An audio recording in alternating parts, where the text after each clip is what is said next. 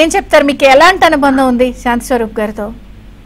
అంటే నిజానికి దూరదర్శన్ 1983 నవంబర్ 14న మొట్టమొదటిసారిగా వార్తలు చదివిన వ్యక్తి శాంతి స్వరూప్ గారమ్మ. ఆ తర్వాత శోభాశంకర్ గారు, నేను ఆ క్రమంలో మేము వార్తలు చదవడం జరిగింది. అంటే మేమంతా మొదటి తరానికి చెందిన వాళ్ళం అవుతాం. అయితే ఆయన ఎప్పుడు అంటే మేము వార్తలు చదవడానికి దూరదర్శన్ అప్పట్లో సమాజగూడలో ఉండేది స్టూడియో.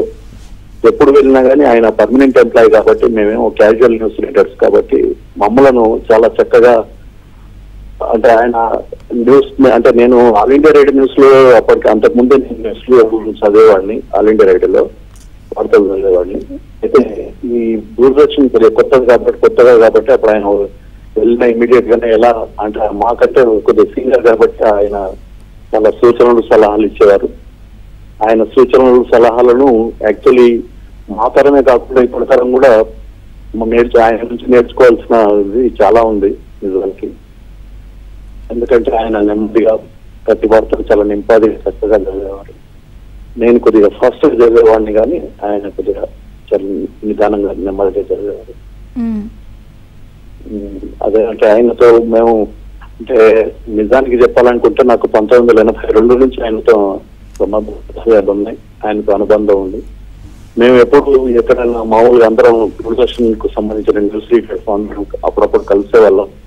ఆ కలిసినప్పుడు కూడా అందరితో చాలా చక్కగా జోలిగా, చాలా పెద్ద మనిషి కాబట్టి ఆయన పెద్ద మనిషి చక్కగా అందరికి ఏంటి పిల్లలు ఎలా ఉన్నారు, ఎలా చేస్తాను అంత అన్ని అంటే అందరితో చక్కగా మాట్లాడుతూ ఉండేవాళ్ళు. నిజంగా అలాంటి మనిషి లేదంటే అసలు జీర్ణించుకోలేకపోతున్నాను నిజంగా నేను. ఎందుకంటే ఎప్పుడు స్టూడియోలో ఉన్నా కానీ, స్టూడియో అంటే మామూలుగా వెళ్ళిన ఉన్నా కానీ, ఎక్కడ కలిసినా కానీ చాలా చక్కగా. తర్వాత ఈ మధ్య కాలంలో నేను మాట్లాడినప్పుడు ఏంటంటే ఏం లేదు ఆరోగ్యం ఎలా ఉంది సార్ అది ఇది అని అంటే, ఆరోగ్యం బ్రహ్మాండంగా ఉంది, ఆరోగ్యానికి ఏంటి అని చెప్పేవారు. ఒకటే కాకుండా ఏముంది ఒక హెల్త్ చెకప్స్ తప్ప రెగ్యులర్ హెల్త్ చెకప్స్ కు వెళ్తూనే ఉన్నాను అని అనేవారు.